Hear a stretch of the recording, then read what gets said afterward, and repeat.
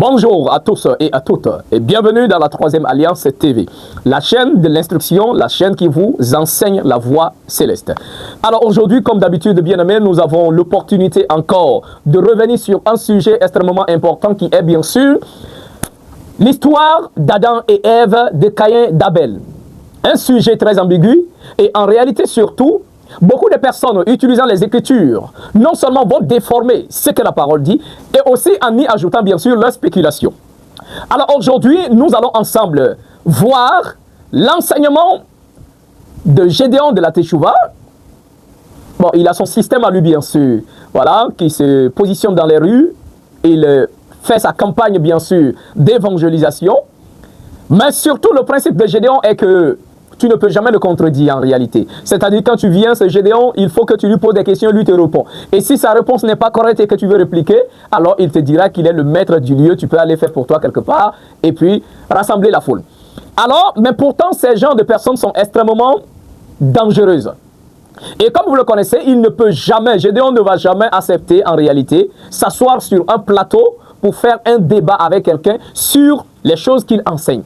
Parce que même quand il enseigne de l'hérésie, il pense connaître en réalité tout, il pense être le détenteur de la vérité, donc ce qui fait que, un, il n'accepte pas les débats, c'est-à-dire sur des plateaux où il y a bien sûr un animateur, bien sûr un arbitre qui peut donner des minutes à chacun. Il le refuse.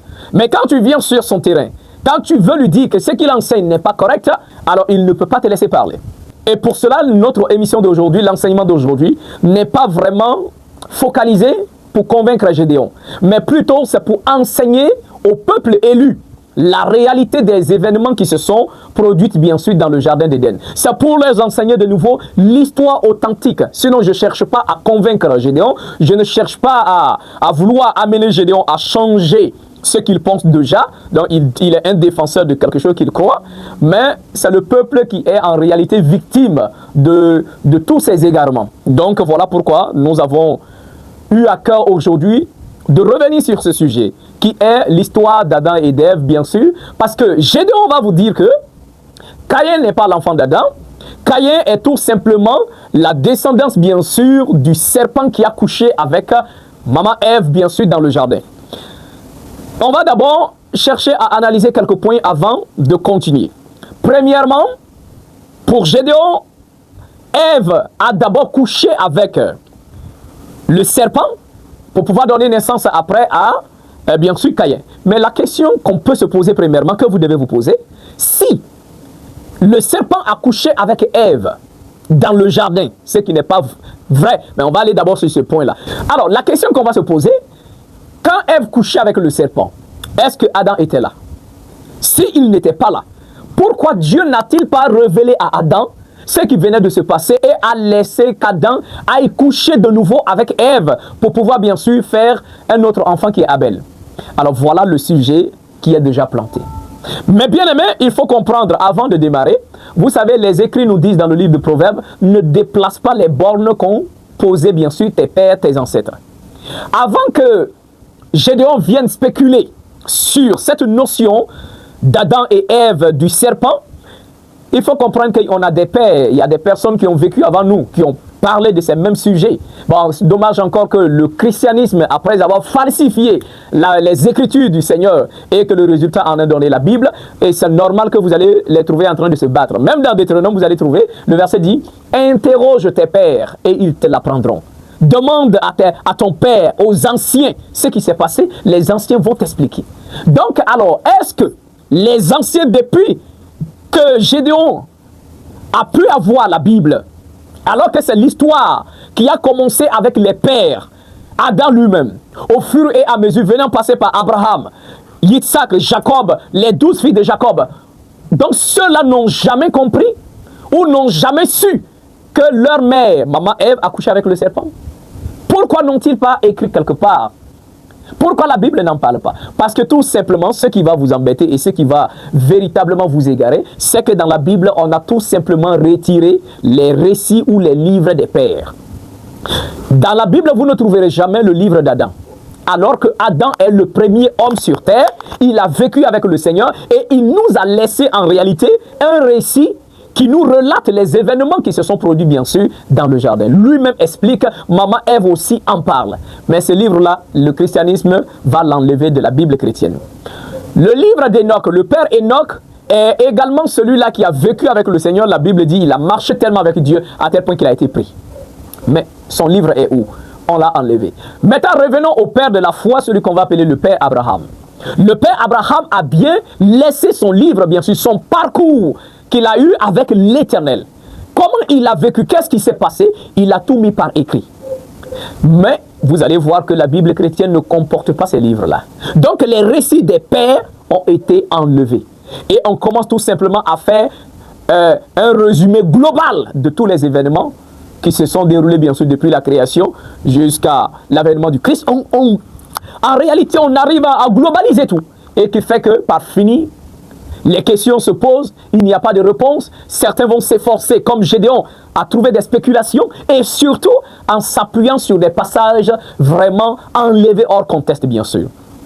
Je prendrai un premier passage que Gédéon va beaucoup s'appuyer dessus dans le livre de Proverbes. Il parle de la femme adultère. On dit la femme adultère est celle qui mange et essuie la bouche. Et pour Gédéon, la notion de manger revient à la sexualité parce qu'on l'a dit que la femme qui commet l'adultère c'est lié au sexe, donc elle mange, elle essuie la bouche.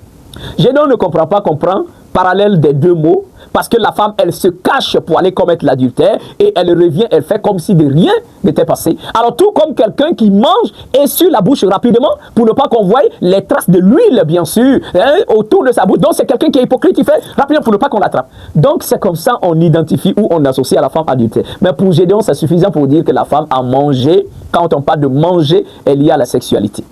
Bon. Alors, avant de commencer, comme je venais de le dire, nous allons aller consulter le livre de l'un de nos pères.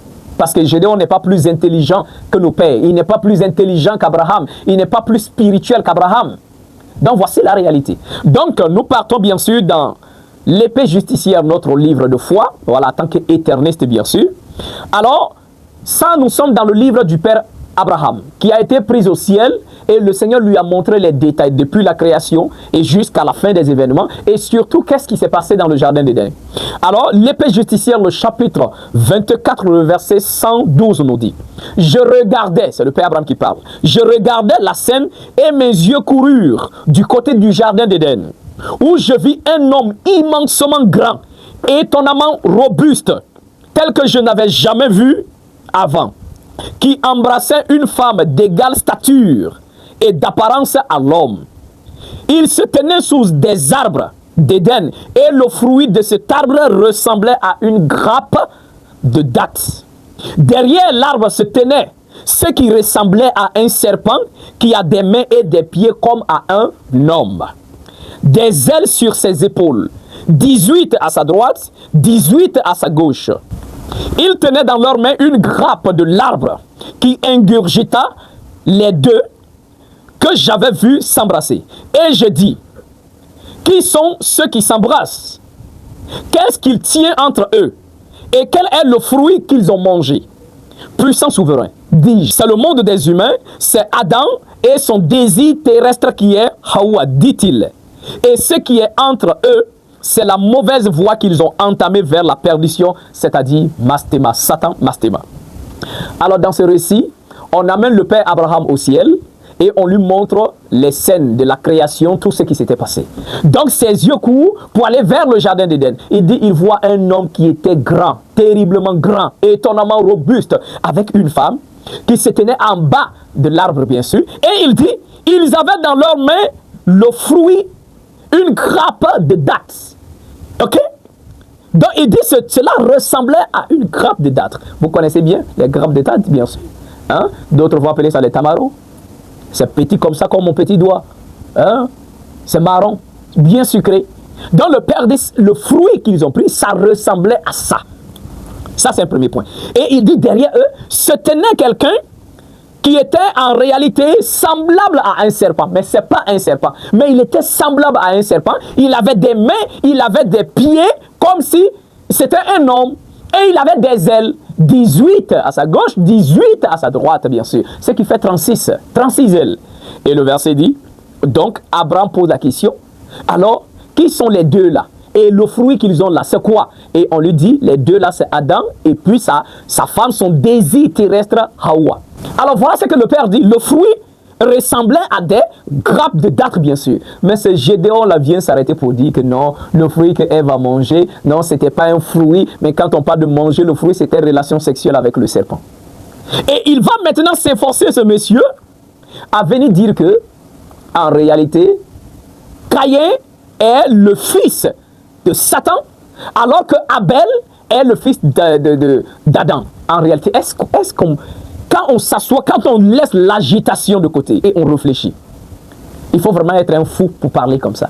C'est-à-dire Dieu, le tout-puissant créateur, va laisser une femme qu'il crée pour Adam en disant il n'est pas bon que l'homme soit seul, je lui ferai une aide qui soit son vis-à-vis. Donc Dieu va laisser, Ève va coucher avec cet être-là. Et deuxièmement, Dieu ne dit rien, il ne fait rien, il laisse aussi Adam, il ne prévient pas Adam, et puis Adam vient coucher aussi avec Ève qui a déjà couché avec le serpent. Est-ce que ça rentre dans la tête? On va aller plus loin. Si le fruit de l'arbre était que Ève a couché avec le serpent, il y a une autre question qu'il faut se poser également. Avant que l'ordre ne soit donné pour l'interdiction de manger le fruit, la femme n'était pas encore là. C'est à Adam que le Seigneur a donné, bien sûr, l'interdiction. Il dit à Adam, tu pourras manger de tous les arbres du jardin. D'accord? Tu pourras manger de tous les arbres du jardin, sauf l'arbre de la connaissance du bien et du mal. Donc, on va aller doucement. Tu pourras manger de tous les arbres du jardin. Donc, si l'arbre du jardin, le fruit, c'était le fait d'avoir des relations sexuelles avec le serpent, alors les autres arbres qui étaient dans le jardin là, et que Adam devrait manger aussi le fruit là, ça aussi c'était sexualité. Et si l'arbre de la connaissance du bien et du mal, le fait de ne pas manger le fruit interdit, c'était le sexe. Et les fruits qui ont été permis d'en manger, c'était quoi là? Donc Ève aussi, c'est qu'Ève aussi a couché avec les anges. Parce que les autres, ils n'avaient pas que seulement le seul arbre dans le jardin. Il y avait plusieurs arbres dans le jardin. Ils avaient la permission de manger les autres fruits. Donc si pour Gédéon, manger le fruit revient à avoir des relations sexuelles, c'est que quand Adam et Ève ont mangé les autres fruits du jardin, c'est qu'ils avaient aussi la sexualité avec d'autres êtres. Et si l'arbre de la connaissance du bien et du mal est le diable en question, Satan, le serpent dont il est question, c'est que les autres arbres là c'était des anges. Donc c'est que Adam et Ève ont couché aussi avec des anges. Vous voyez un peu où vos spéculations vous amènent. Vous voyez un peu. Vous voulez vous efforcer à réfléchir à quelque chose que vous ne comprenez même pas. Je vais encore répéter pour que vous puissiez comprendre. Gédéon vous dit, l'arbre de la connaissance du bien et du mal, le fruit qui a été interdit de manger, il dit c'est le fait que la femme a eu sexualité avec le serpent. La femme a eu des rapports sexuels avec le serpent, c'était ça le fruit interdit. Maintenant la question que j'aimerais vous poser, vous qui croyez ces choses-là, le Seigneur a permis à Adam et maman Ève de manger les fruits des autres arbres. Si pour Gédéon, manger le fruit, c'est avoir des relations sexuelles, et les autres fruits du jardin qui avaient été ordonnés par Dieu, permis par Dieu d'en manger, est-ce que ces autres fruits aussi étaient la sexualité? Parce que vous ne pouvez pas dire que non, les autres fruits n'étaient pas le sexe, mais c'est seulement l'arbre, le fruit de l'arbre de la connaissance du bien et du mal qui était sexe. Ça n'a aucun sens. Ok, on va passer au deuxième point. Si toujours l'arbre de la connaissance du bien et du mal, c'était la notion de sexualité, comme je l'ai dit, quand le Seigneur donnait l'ordre, Ève n'était pas là. C'est d'abord à Adam que le Seigneur a dit, tu pourras manger de tous les arbres du jardin, excepté l'arbre de la connaissance du bien et du mal. Donc ce n'est pas d'abord à la femme qu'on donne l'ordre, c'est à l'homme qu'on a donné l'ordre, bien sûr, de ne pas manger de ce fruit-là. Donc en d'autres termes, si le fruit est la sexualité avec le diable, avec le serpent, alors c'est que Dieu avait dit alors à Adam, tu ne coucheras pas avec le diable. Parce que si on lui dit tu ne mangeras pas l'arbre de la connaissance du bien et du mal, et si on va dans l'interprétation de Gédéon, ce qui veut dire que le Seigneur en d'autres termes avait dit à Adam, tu ne dois pas avoir de relations sexuelles avec le serpent. Est-ce qu'on se comprend? C'est que Adam était en réalité, peut-être, pouvait être tenté de coucher avec le serpent. Vous voyez un peu vos bêtises? Bon, revenons à la réalité, mes bien-aimés. Donc, comme on venait de le dire, le Père Abraham nous a déjà situé. Le Père Abraham nous dit le fruit qui a été mangé, c'était un fruit physique. D'accord? Et ce fruit ressemblait à des grappes de dattes, bien sûr. À du tamaro, ça ressemblait à du tamaro. Petit comme ça. Bon, c'est les chrétiens bêtes là qui viennent dire que c'était une pomme. Bon, ça c'est un autre sujet. Alors, mes bien-aimés, comme le Père Abraham nous a donné en réalité l'identité de ce serpent-là, comprenez que ce serpent n'était pas les serpents ordinaires que vous connaissez. Mais c'était en réalité un saraf. Le mot saraf en hébreu, ça veut dire serpent brûlant. Et le père Abraham nous a dit que le serpent avait des mains et des pieds. Le verset dit il ressemblait à un serpent, c'est-à-dire il avait la morphologie de serpent avec 36 ailes, 18 là et 18 ici. Et plus encore, il avait des mains et des pieds, comme s'il était un homme. Donc déjà, alors revenons maintenant dans le jardin. D'accord, nous partons dans l'épée justicière, nous allons revoir l'historique bien sûr. L'épée justicière, le chapitre 4, le verset 1, il est écrit « Or le serpent, or il y avait un ange terrestre. » Voilà déjà un problème, un point. Il y avait un ange terrestre, le serpent feu, Saraf, avec des mains et des pieds comme à un homme, et des ailes sur ses épaules, 18 à sa droite, 18 à sa gauche. Ce serpent feu était le plus beau de toutes les bêtes, et que tous étaient ébahis par sa beauté. Le souverain lui avait donné la domination sur tous les êtres de chair dans le jardin, à l'exception de l'humain. Donc le verset nous dit, le fait que ce serpent était d'abord un ange, mais un ange bien sûr, terrestre bien sûr, un saraf, le mot saraf comme je l'ai dit, serpent de feu. Donc le verset dit, il était le plus beau des êtres du jardin. Et le Seigneur lui a donné la supériorité sur tous les êtres de chair, c'est-à-dire sur tous les animaux, sauf l'humain. Donc, il devait se soumettre à l'homme pendant que les animaux se soumettaient à lui. Donc, si on a compris ça déjà, on peut commencer. Donc, le verset dit, le serpent était le plus rusé et de l'ensemble de ceux qui travaillaient à l'intérieur et de plus, il demeurait dans une belle résidence. Maintenant, pour aller plus rapidement, vous allez comprendre que le texte nous dit Adam et Ève ont fait 7 ans dans le jardin. 7 ans sans problème. 7 ans où les anges donnaient du travail à Adam. 7 ans où ils étaient nus et ils n'en avaient pas honte. 7 ans où ils labouraient, les anges les avaient appris bien sûr à labourer, à travailler bien sûr dans le jardin. Alors jusqu'à ce qu'un jour, parce que la parole nous dira que le Seigneur avait divisé le jardin en 2 parties. Il y avait la partie est-nord qui était pour Adam, et la partie ouest-sud qui était pour la femme. Donc le jardin est divisé en 2 parties. Et comprenez ici, Adam et Ève ne dormaient même pas ensemble.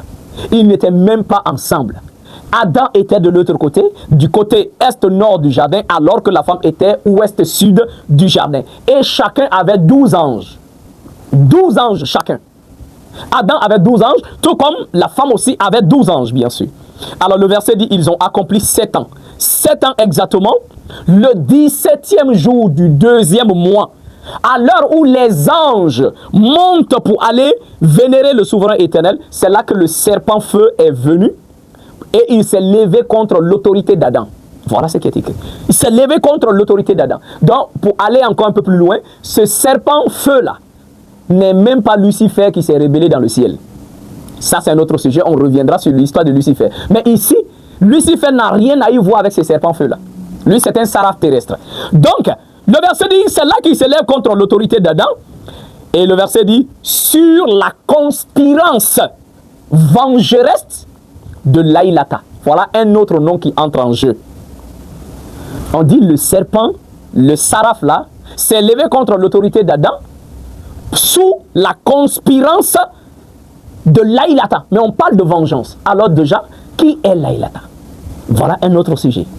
Qui est Laïlata qui a poussé le serpent, feu, le saraf, à aller en réalité se soulever contre l'autorité d'Adam? Qui est-il? On va revenir sur ça, mais je vous donne un petit détail. Laïlata, c'était la première femme d'Adam. La première femme d'Adam n'était pas Ève, c'était Laïlata. Elle a été créée avec les mêmes éléments qu'Adam. Dans Genèse, le chapitre 1, vous verrez que la parole dit, le Seigneur créa l'homme et la femme à son image, il les créa homme et femme, les deux ensemble. Mais alors que dans Genèse, le chapitre 2, vous venez trouver que on dit qu'il n'est pas bon que l'homme soit seul, je lui ferai une aide semblable. On endort Adam. Bon, la Bible chrétienne dit on prend l'une de ses côtes pour faire la femme. Mais l'épée justicière dit c'est l'énergie de la côte qu'on a pris pour faire la femme. Donc ici, vous voyez 2 créations. Au début, un homme et une femme sont créés.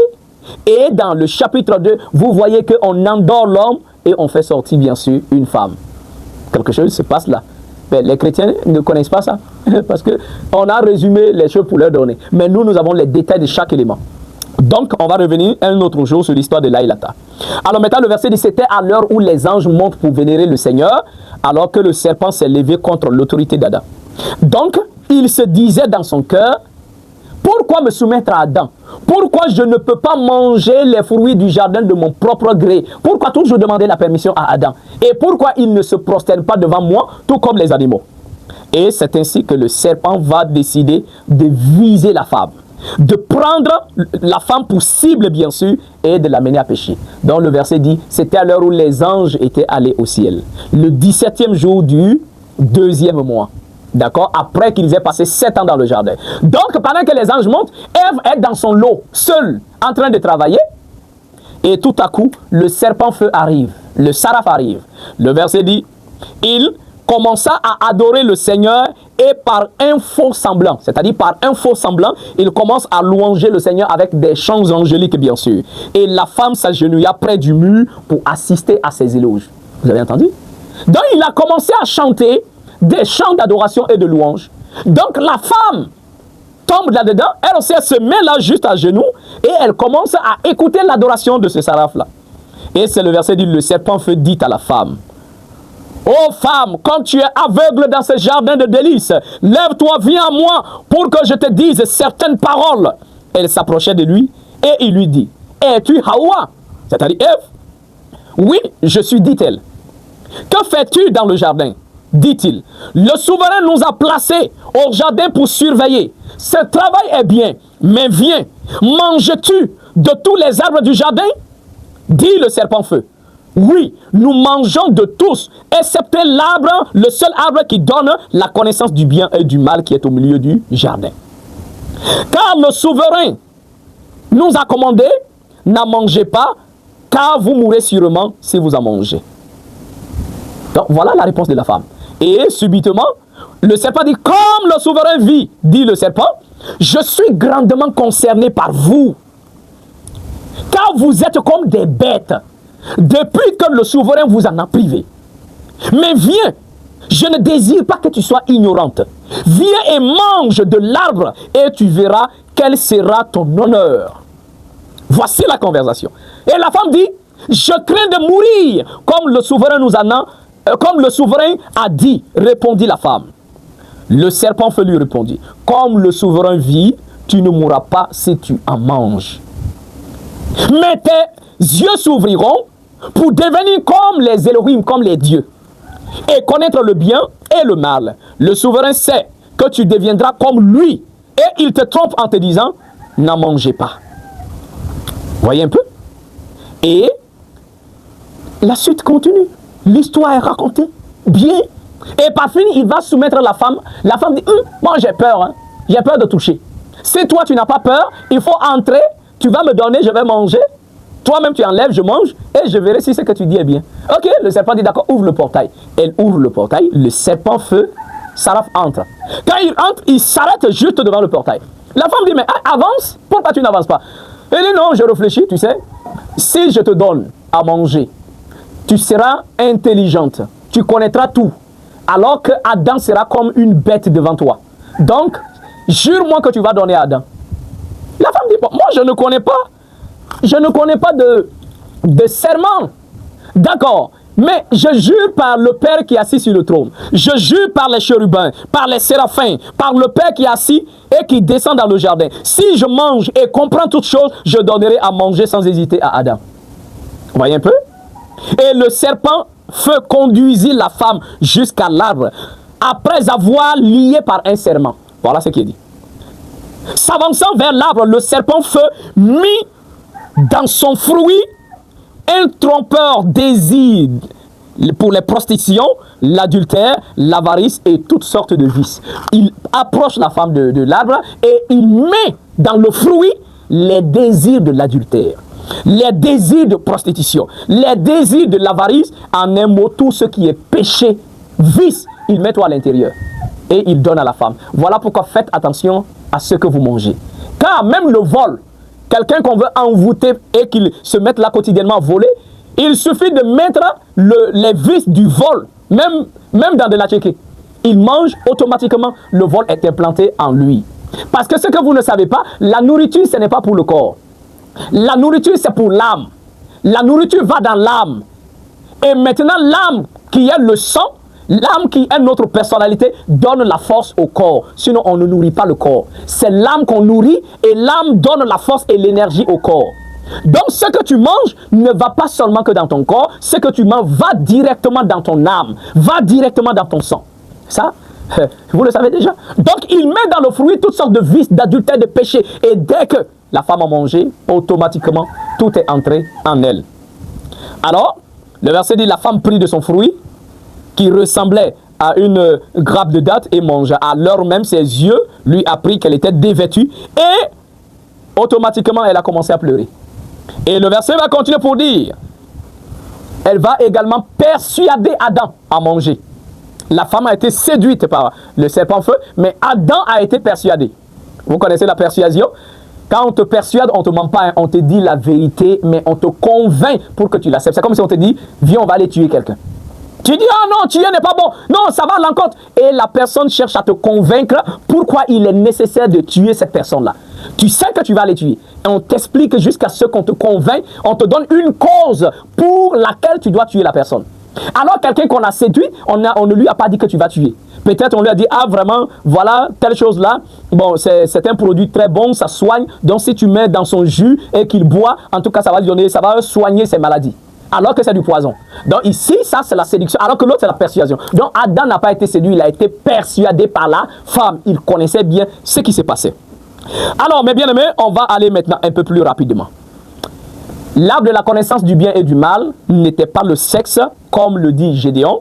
Mais par contre, l'arbre de la connaissance du bien et du mal, c'était la nourriture des Elohim. C'était la nourriture des dieux. Voilà pourquoi, une fois que Adam, le serpent d'abord dit à la femme, si vous mangez, vos yeux vont s'ouvrir et vous serez comme des dieux. Maintenant, regarde encore, revenons où il y a la folie de Gédéon. Et vous dites que le fruit là, donc c'est la sexualité avec le diable, c'est ça non? D'accord. Si le fruit mangé est le fait d'avoir des relations sexuelles avec le diable, mais il avait dit, si vous mangez, vos yeux vont s'ouvrir et vous serez comme les Elohim, vous serez comme Dieu. Donc est-ce que Dieu aussi a couché avec le diable? Hein? Et la réalité s'implique parce que le Seigneur va dire, après que Adam et Ève ont mangé, le Seigneur va dire, voici que l'homme est devenu comme l'un de nous, connaissant le bien et le mal. Donc si le fait de manger le fruit a fait en sorte que l'homme devient comme l'un des dieux, donc Gédéon bête là. Donc est-ce que tu es en train de dire que les dieux ou l'éternel ou Dieu a couché avec le diable, parce que dès que Adam et Ève ont fini de manger, il dit il est devenu comme l'un de nous. Il est devenu comme l'un de nous, dans la connaissance du bien et du mal. Et donc c'est que Dieu ou les dieux, ils se plaisent bien dans la sexualité avec le diable. Hein. Voici la réalité. Parce que ce qui a été interdit, c'est le fruit. C'est le fruit qui a été interdit. Donc s'il mange, Gédéon dit que la femme a couché avec le serpent. C'est ce qui a mangé le fruit. Mais pourtant, une fois qu'ils ont mangé le fruit, le Seigneur dit l'homme est devenu comme l'un de nous. Donc c'est le même goï maintenant, comme on le dit en Côte d'Ivoire, c'est le même groupe, n'est-ce pas? Donc les dieux aussi, ou Dieu a aussi couché avec le diable, pour que Adam puisse devenir désormais comme l'un d'eux. Parce que peut-être il va dire non, comme je donne, il dit non, le fait de manger le fruit c'est sexualité. Donc si Ève a mangé le fruit, ça veut dire qu'elle a couché avec le diable. Et si elle a donné aussi à manger avec Adam, ce qui veut dire après, elle est venue coucher avec Adam. C'est ça, non? Donc, elle a mangé le fruit, ça veut dire qu'elle a couché avec le serpent. Maintenant, elle a donné à Adam pour manger, ce qui veut dire qu'elle est revenue coucher avec Adam. Donc, elle a couché avec deux individus. Et la grossesse est venue. D'accord. Maintenant, Dieu dit, l'homme a mangé le fruit. Il est devenu comme l'un de nous. Gédéon explique. L'un de nous, là, ça veut dire quoi? Parce que le seul moyen où Adam est devenu comme l'un de nous, selon la parole de Dieu, c'est qu'il a mangé le fruit. Donc, si le fait que Adam a couché avec Ève, c'est ça qui est mangé le fruit pour Adam, c'est que les dieux ont aussi couché avec Ève. Hein? C'est que Dieu a aussi couché avec Ève. Est-ce que vous avez compris? Parce qu'il dit qu'Adam est devenu comme l'un de nous. Mais qu'est-ce qui a causé le problème que Dieu dit il est devenu comme l'un de nous? C'est manger le fruit là. Donc si pour Gédéon manger le fruit, c'est-à-dire du côté Adam, hein, du côté Adam, si Adam mangeait le fruit, ça veut dire Adam a couché avec sa femme. Si Ève a mangé le fruit, ça veut dire qu'elle a couché avec le diable. Il n'y a pas de souci. Mais Adam qui mange le fruit, c'est-à-dire coucher avec Ève, et après Dieu dit, Adam est devenu comme l'un de nous. C'est que Dieu, Adam, eux tous, ils avaient le même goût là. Hein? C'est que tous, ils avaient la même femme. Est-ce que, voici, j'ai dit, votre réflexion est tellement limitée que vous ne comprenez pas vraiment les choses. L'homme est devenu comme l'un de nous. Adam a mangé fruit. Il est devenu comme Dieu. C'est ça? Il est devenu comme les dieux. Ou soit, peut-être quelqu'un va dire non, c'est pas Dieu qui parle, c'est les anges. D'accord? Ou bien Dieu parle aux anges. Ok, Dieu parle aux anges. Et dit Adam est devenu comme l'un de nous. Après avoir mangé le fruit. C'est que Dieu, les anges ont goûté aussi Ève. Ils ont couché aussi avec Ève. Et puis, ils avaient leur connaissance désormais après avoir goûté Ève. Maintenant, si Adam aussi est venu manger le fruit, c'est-à-dire qu'il a avoir relation sexuelle, c'est que...